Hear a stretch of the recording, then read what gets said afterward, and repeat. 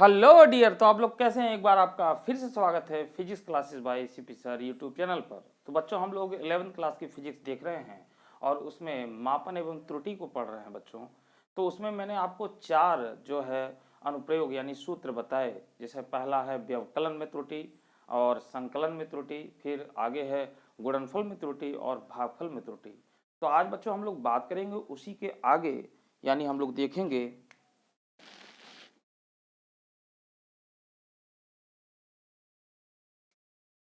देखेंगे बच्चों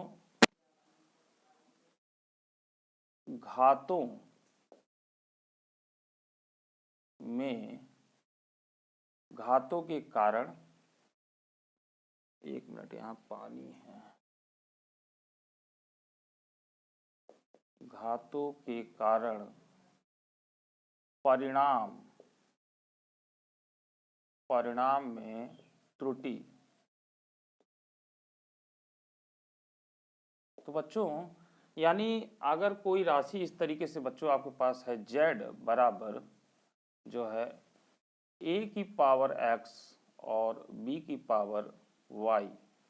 तो बच्चों इन घातों के कारण जो इसमें त्रुटि आएगी उसको हम लोग देखेंगे। तो बच्चों देखिए क्या हो जाएगा यहाँ पर। तो इसके कारण यानी इस भौतिक राशि a की घात x है और b की घात y है, यानी इनके द्वारा जो परिणाम निकलेगा z, तो उसमें भी त्रुटि होगी। अगर इन घातों में कोई त्रुटि हो जाए तो उसके कारण इस परिणामी जो है भौतिक राशि में त्रुटि प्राप्त होगी। तो उसको कैसे ज्ञात करेंगे बच्चों? तो सबसे पहले इनमें निरपेक्ष त्रुटि लिख लेते हैं बच्चों। जैसे हम लोग लिखते थे, लिखेंगे a में बड़ा लिख दे, काफी बच्चों की परेशानी होती है। a में निरपेक्ष त्रुटि, निरपेक्ष त्रुटि क्या हो जाएगी बच्चों? इसमें plus minus delta a।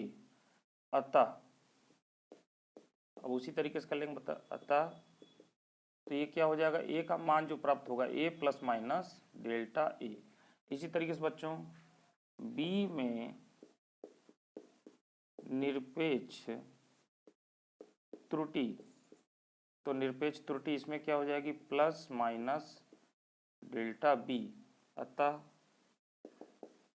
b में क्या हो जाएगा, तो b में हो जाएगा b plus minus delta b। इसी प्रकार बच्चों z में निरपेक्ष त्रुटि,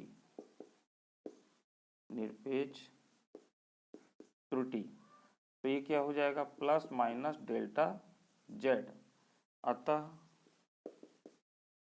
z, इसका मान क्या हो जाएगा बच्चों, z plus minus delta z। पिछली बार की तरह बच्चों हमने लिख लिया। अब बच्चों हमारे पास जो इक्वेशन, इसको एक मान लेते हैं। तो बच्चों हम लोग यहाँ पे क्या काम करते हैं कि हम लोग इसमें दोनों पक्षों का लाग ले लेते हैं बच्चों। तो लिखते हैं समीकरण 1 के दोनों पक्षों का लॉग लेने पर। तो बच्चों देखिए इन दोनों पक्षों का अगर लॉग लिया जाए तो ये क्या हो जाएगा, लॉग z बराबर, और बच्चों लॉग a की पावर x अपॉन b की पावर y। तो बच्चों यहाँ पर देखिए एक फार्मूला लगेगा, एक सूत्र लगेगा। सूत्र क्या होता है हमारे पास, ये होता है log m बटे n बराबर log m minus log n। तो इस फार्मूले को बच्चों यहाँ पर अप्लाई करें तो ये देखिए क्या हो जाएगा, log z बराबर, तो बच्चों ये आ जाएगा आपका log a की power x minus log b की पावर y। अब बच्चों यहाँ पर फिर एक फार्मूला लगा देंगे, यहाँ पर फिर फार्मूला लगा देंगे log a की पावर m। तो बच्चों m आगे आ जाता है और ये हो जाएगा m log a। ये इसमें फिर एक सूत्र लग जाएगा।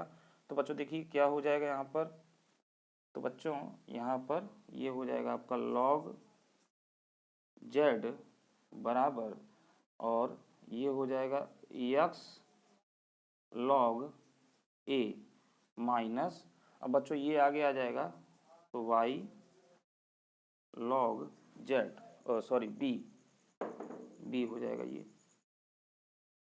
अब बच्चों यहाँ पर हम लोग क्या काम करेंगे कि यहाँ पर हम लोग जो है इसमें क्या काम करेंगे बच्चों कि इसमें हम लोग जो है इसका अवकलन करेंगे।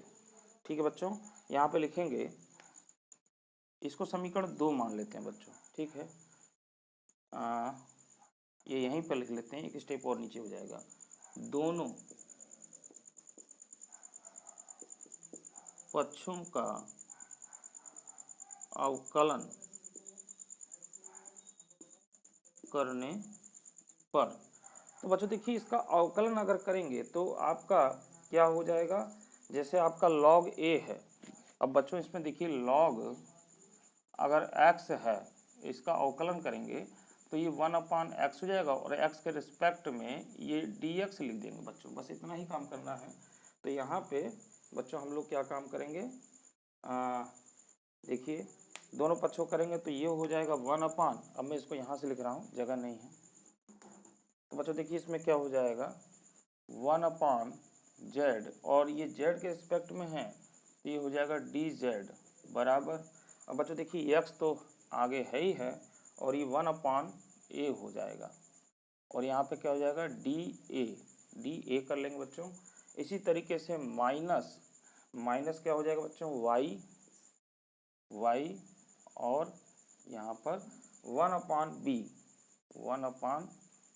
Into db। ठीक है बच्चों, इस तरीके से हो जाएगा।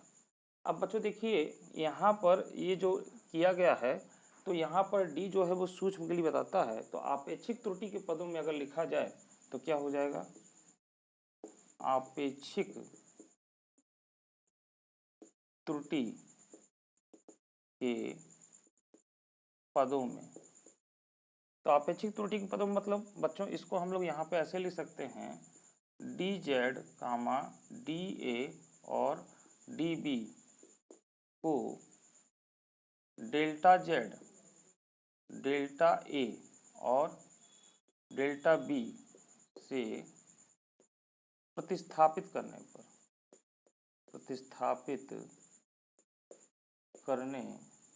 पर। तो बच्चों देखिए इसको अगर हम करेंगे तो ये हो जाएगा 1/z, और यहाँ पे बच्चों हम लोग प्लस माइनस लगा लेंगे, प्लस माइनस, और ये हो जाएगा इंटू, ये हो जाएगा आपका डेल्टा z बराबर x इंटू, और ये हो जाएगा 1/a, और ये हो जाएगा बच्चों डेल्टा a, और माइनस y और 1/b, और बच्चों ये हो जाएगा इंटू डेल्टा क्या हो जाएगा b। अब बच्चों इसको देखिए इस तरीके से लिख सकते हैं, यहाँ पे भी बच्चों प्लस माइनस, और ये अगर प्लस माइनस करेंगे तो ये माइनस प्लस, यानी यहाँ पर दोनों चिन्ह को लेकर चलते हैं दोनों एक साथ। तो बच्चों देखिए प्लस माइनस 1/, अब इसको क्या करेंगे डेल्टा z अपॉन z बराबर प्लस माइनस x और delta a upon a plus minus plus y और डेल्टा b अपॉन b। अब बच्चों यहाँ पर हमें पता है कि हमें अधिकतम त्रुटि लेनी पड़ती है, तो हम अधिकतम त्रुटि यानी लिख सकते हैं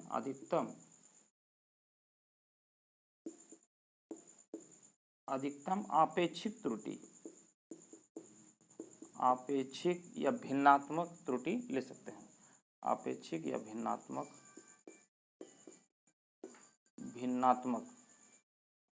त्रुटि।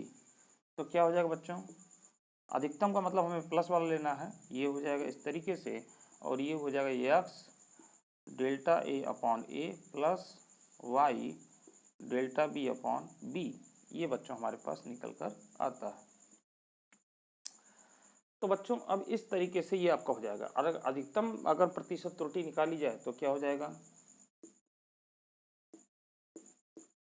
अधिकतम प्रतिशत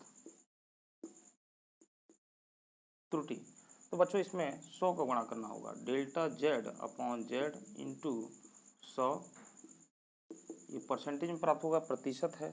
तो बच्चों ये हो जाएगा x डेल्टा a अपॉन 100 ये हो जाएगा प्लस, और ये क्या हो जाएगा बच्चों y और delta b upon b into 100। तो बच्चों ये आपका आ जाएगा अधिकतम प्रतिशत त्रुटि। तो बच्चों घातों के कारण अगर इस तरीके से होगा तो इसको इस तरीके से हम लोग ड्राइव कर लेते हैं। तो इसको आप नोट करें, फिर हम लोग सवाल पर चलेंगे बच्चों।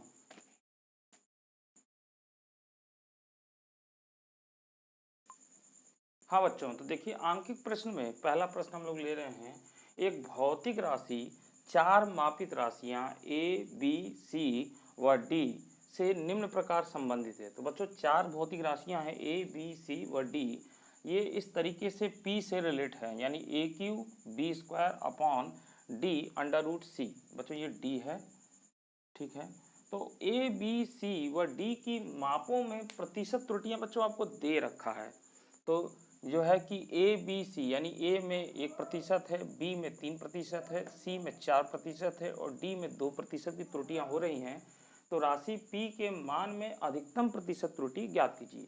तो इसको बच्चों हम लोग कैसे लगाएंगे, देखिए बहुत आराम से देखते हैं।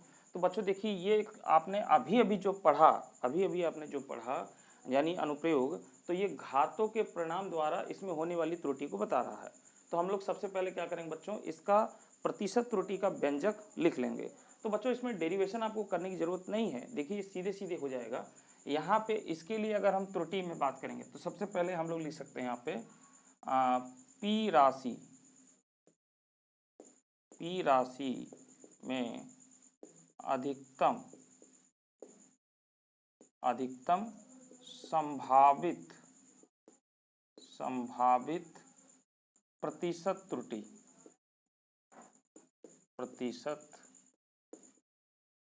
तो उसका व्यंजक बच्चों देखिए कैसे लिखा जाएगा, delta P upon P into 100 इस तरीके से बराबर। अब बच्चों यहाँ पे देखिए ए क्यू है, यानी ये घात है बच्चों, तो आगे आ जाएगा, जैसे हमने डेरिवेशन में किया था तो आगे आया था। और ये जो क्या था, ये डेल्टा ए अपॉन ए हो जाएगा बच्चों।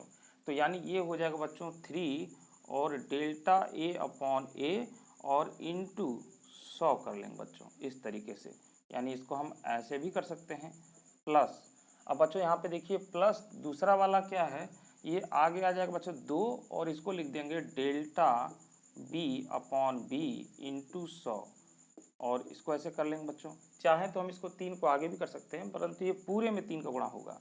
अब बच्चों देखिए इसी प्रकार से बटे, तो बच्चों यहाँ पर माइनस लगाएंगे और ये क्या लिखेंगे बच्चों, delta d upon D into 100।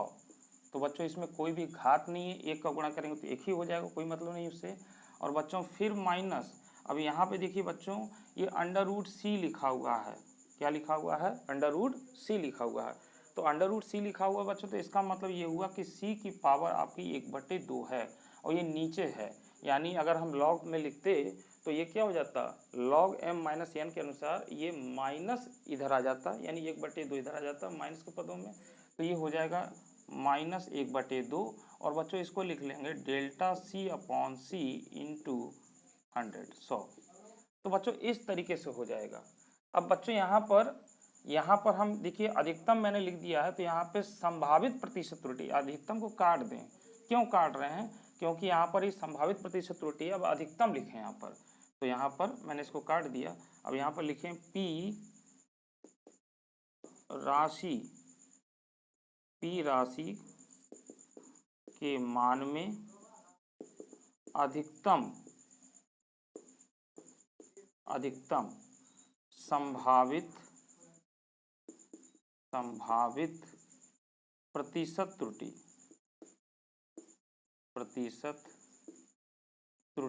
बच्चों इसलिए यहाँ पे काटा गया है क्योंकि यहाँ पे दिख रहे हैं माइनस है, तो अधिकतम का मतलब हम जोड़ने वाला लेंगे, यानी इनको प्लस कर लेंगे सीधे सीधे। तो बच्चों ये हो जाएगा delta P upon P into 100 बराबर 3 into delta A upon A into 100 और प्लस 2 और delta B upon B into 100। अब बच्चों ये जो है माइनस है वो प्लस हो जाते हैं, अधिकतम लिया जाता है। तो ये हो जाएगा delta D upon D into 100, इसको भी ऐसे लिख लेते हैं। और बच्चों ये प्लस हो जाएगा आपका, और ये आपका हो जाएगा 1/2, ठीक है। और ये क्या हो जाएगा, ये हो जाएगा डेल्टा सी अपॉन सी इंटू 100, ठीक है बच्चों। तो इस तरीके से बच्चों ये आ गया। अब देखिए बच्चों, ये प्रतिशत त्रुटि आ रही है ए में, यानी ए में जो आपकी आ रही है, ये आ रही है प्रतिशत त्रुटियां। तो ए की जगह पर बच्चों यहाँ पे क्या लिख देंगे, यहाँ पे लिख देंगे 3 इंटू और कितना है 1%, 1% प्लस 2 इंटू बच्चों बी की राशि में कितनी आ रही है 3%, और प्लस डी की राशि में बच्चों कितनी आ रही है, ये डी है, देखिए ए बी सी डी। तो बच्चों ए बी सी क्रमशः लिखा हुआ है, तो क्रम का मतलब ये होता है, ये बी तक हो गया आपका, तो ए का ये हो गया, बी का ये हो गया, तो सी का ये होगा और डी का ये होगा बच्चों। तो डी का आपका ये हो जाएगा 2, सॉरी ये तो ये हो गया, और ये आपका हो जाएगा डी का 2%। तो यानी सीधे सीधे हम 2% लिख लेंगे, प्लस अब बच्चों 1/2 और इंटू, तो बच्चों ये सी, तो सी आपका ये है देखिए 4%, 4%। अब बच्चों इसको सॉल्व कर लें, ये हो जाएगा 3% प्लस 2 3 6% प्लस 2%, और ये 2 2 4 बच्चों, तो ये हो जाएगा 2%, यानी 2%। तो बच्चों ये कितना हो जाएगा, 2 2 4 6 4 10 और 3 13, यानी 13% आ जाएगा बच्चों। कितना आ जाएगा, 13% त्रुटि आ जाएगा। तो बच्चों यही हमारा उत्तर हो जाता है। तो बच्चों इसको इस तरीके से लगाते हैं, यानी कोई भी आपको अगर जो है समीकरण दिया हुआ है घातों के पदों के रूप में, तो हम उसको डायरेक्ट इस तरीके से लिख सकते हैं, यानी आपको वो पूरा का पूरा डेरिवेशन करने की जरूरत नहीं है, ठीक है। तो आप इसका स्क्रीनशॉट लेके इसको नोट कर लें। हाँ बच्चों देखिए, अगला प्रश्न आपका है, 1 मीटर लंबी छड़ की सहायता से किसी सड़क की चौड़ाई 20 मीटर नापी जाती है, इस माप में अधिकतम कितने प्रतिशत त्रुटि हो सकती है। तो बच्चों देखिए, इसके लिए एक सूत्र यूज करेंगे सीधे सीधे, यानी ये हो जाएगा प्रतिशत त्रुटि बराबर अल्पतमांक बटे वास्तविक मान या मापा गया मान लिख सकते हैं।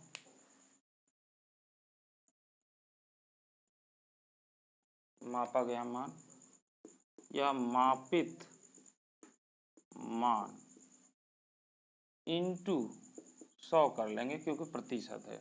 अब बच्चों इसको समझ लेते हैं। देखिए, जैसे बच्चों सेंटीमीटर अगर स्केल है, सेंटीमीटर स्केल है, यानी इस तरीके से आपका कोई स्केल है, यानी छड़ या स्केल है, तो अगर ये सेंटीमीटर में है, तो बच्चों यहाँ से देखिए 0 और ये 1 2 3 4, फिर ये 5, फिर 6 7 8, और ये आपका 5 6 7 8, और ये 9 और ये 10, तो 1 हो गया। यानी यहाँ से यहाँ तक की लंबाई कितनी है, 1 सेंटीमीटर है। तो बच्चों ये लंबाई जो है वो 1 सेंटीमीटर है, ठीक है। इसी तरीके से आगे भी बनेंगे, एक ये यहाँ से यहाँ तक 1 2 3 4, और ये 5 6 7 8 9 और ये 10, ये 2 हो जाएगा। इस तरीके से बच्चों आगे आपका बनता रहेगा। तो बच्चों अगर हम देखें कि 1 सेंटीमीटर में कुल कितने खाने हैं, तो ये आपके 1 2 3 4 5 6 7 8 9 10 खाने आ रहे हैं बच्चों। यानी 1 सेंटीमीटर में 10 खाने आ रहे हैं, यानी 10वें भाग तक ये शुद्धतम माप सकता है सेंटीमीटर स्केल पर, ठीक है। तो बच्चों ये एक जो 10 खाने हैं, यानी ये मिलीमीटर हो गए। तो बच्चों 1 सेंटीमीटर बराबर 10 मिलीमीटर, यानी मिलीमीटर। तो बच्चों यहाँ पर अगर हम देखें तो ये आपका इस तरीके से ये आएगा, ठीक है। तो बच्चों अगर यहाँ पर 10 मिलीमीटर बराबर 1 सेंटीमीटर है, यानी मिलीमीटर, यानी ये 10 खानों के बराबर 1 सेंटीमीटर। अगर एक खाने का माप अगर सेंटीमीटर में निकाला जाए, यानी केवल इस खाने का जो माप निकाला जाए, तो वो कितना हो जाएगा, 1 मिलीमीटर बराबर ये 1/10 सेंटीमीटर हो जाएगा। तो सेंटीमीटर में बच्चों इसका अल्पतमांक कितना आ जाएगा, 0.1 सेंटीमीटर आ जाएगा, इतना आ जाएगा अल्पतमांक। तो ये अल्पतमांक जो होगा इसका सेंटीमीटर में आएगा। अगर हम लोग बच्चों ये कहा जाए कि इसके मिलीमीटर में अल्पतमांक कितना है, तो इसका 1 मिलीमीटर अल्पतमांक हो जाएगा, यानी एक खाने का माप, हमें एक खाने का माप चाहिए, तो एक खाने का जो माप मिलीमीटर में है वो 1 मिलीमीटर, यानी एक खाना 1 मिलीमीटर के बराबर है। अगर उसी को सेंटीमीटर में कहा जाए तो 0.1 सेंटीमीटर हो जाएगा, यानी एक जो है आपका 1 सेंटीमीटर का 10वां भाग, 10वां भाग मतलब एक खाना, ये इस तरीके से, तो इतने शुद्धतम माप सकता है। तो बच्चों उसी तरीके से यहाँ पे जो लिया गया है वो एक मीटर स्केल लिया गया है, यानी अगर एक छड़ ली गई, लकड़ी ली गई है और इसकी लंबाई जो है बच्चों 1 मीटर है। कितनी मीटर है? 1 मीटर, 1 मीटर है। तो इसकी जो लंबाई है बच्चों 1 मीटर है। इस 1 मीटर में अगर इसको सब डिवाइड करें तो कितने आ जाएंगे? 100 सेंटीमीटर। इसका मतलब इसके 100 खाने होंगे बच्चों, ऐसे 1 2 3 4 5 6 7 8 9 ऐसे। अब हम 100 नहीं बना सकते, तो यहाँ पर ये इस तरीके से। तो बच्चा इसका एक खाना क्या हो जाएगा, यानी हम कहेंगे 1 मीटर बराबर 100 सेंटीमीटर, 100 सेंटीमीटर बच्चों। तो यहाँ पे बच्चों ये 1 मीटर बराबर 100 सेंटीमीटर आ रहा है, यानी ये जो एक खाना होगा, ये खाना क्या है आपका? 1 सेंटीमीटर है। तो 1 सेंटीमीटर को अगर इसमें करें, मीटर में कन्वर्ट करें, यानी 1 सेंटीमीटर बराबर तो क्या हो जाएगा? 1/100 मीटर, यानी ये बच्चों आ जाएगा 0.01 मीटर। तो ये इस क्षण का अल्पतमांक हुआ, जिस क्षण से नापा जा रहा है, जिस क्षण से ये नापा जा रहा है उसका अल्पतमांक हुआ। अल्पतमांक मतलब लीस्ट से लीस्ट वैल्यू, यानी कम से कम, यानी कम से कम, यानी ये देखिए एक खाना है, अब इससे कम नहीं हो सकते यहाँ पे, तो ये सबसे कम है, लीस्ट वैल्यू है, तो ये अल्पतमांक है बच्चों। ठीक है, तो अगर इस मीटर स्केल से नापा जाएगा तो हम ये अल्पतमांक लिखेंगे इस तरीके से। तो बच्चों इसका मतलब ये हुआ कि ये एक खाने का मान बता रहा है मीटर में, ये एक खाने का मान। तो बच्चों इसी तरीके से इस पर रखें, ये रखेंगे 0.01 बटे मापित मान कितना माना गया बच्चों? 20 गुणा 100। तो बच्चों ये 20 से सीधे काट देंगे, 20 पंजे 100 और 5 से गुणा कर देंगे इसमें, तो 0.05% इतने की त्रुटि होगी बच्चों, इतने की त्रुटि आपकी हो जाएगी। ये आंसर है आपका, ये उत्तर है। अगर बच्चों इसी को अगर सेंटीमीटर के द्वारा मापा जाता तो हम क्या काम करते यहाँ पर, यानी ये 100 सेंटीमीटर, यानी इसमें सेंटीमीटर, यानी ये 100 है, तो एक खाने का मान, अब एक खाने का मान जो है यहाँ पर 1 मीटर बराबर ये 100 सेंटीमीटर। तो हम लोग ये जो है कि ये रखते और फिर इसको भी हमको सेंटीमीटर में बदलना पड़ता, इसको भी हमको सेंटीमीटर में बदलना पड़ता। तो अब सेंटीमीटर तो वो अधिकतम शुद्धतम माप होती बच्चों, वो अधिकतम शुद्धतम, मगर यहाँ पे मीटर दिया है तो यहाँ पे हमने मीटर में इसको रखा है। ठीक है, तो बच्चों इसका आंसर इस तरीके से होगा, यानी अल्पतमांक बटे मापित मांक गुणे 100, और हमने इसका अल्पतमांक इस क्षण का निकाल लिया है 0.01 सेंटीमीटर। तो आई होप बच्चों आपको ये सवाल समझ में आ गया होगा, और इसी के साथ हमें ये भी बताएं कि वीडियो आपको कैसा लग रहा है। अगर अच्छा लग रहा है तो इसके लिए लाइक कर दीजिए, शेयर कर दीजिए, ताकि हम और अच्छे से अच्छे वीडियो आपको बनाते रहें, हमें मोटिवेशन मिलता रहे। तो बच्चों आज की वीडियो में इतना ही, वीडियो बहुत लंबी हो जाएगी। अगले वीडियो में हम लोग इस पर न्यूमेरिकल पर और बात करेंगे, कुछ और अच्छे न्यूमेरिकल देखेंगे, इंपॉर्टेंट न्यूमेरिकल देखेंगे। तो आज के लिए इतना ही, तब तक के लिए मुझे आज्ञा दीजिए, धन्यवाद।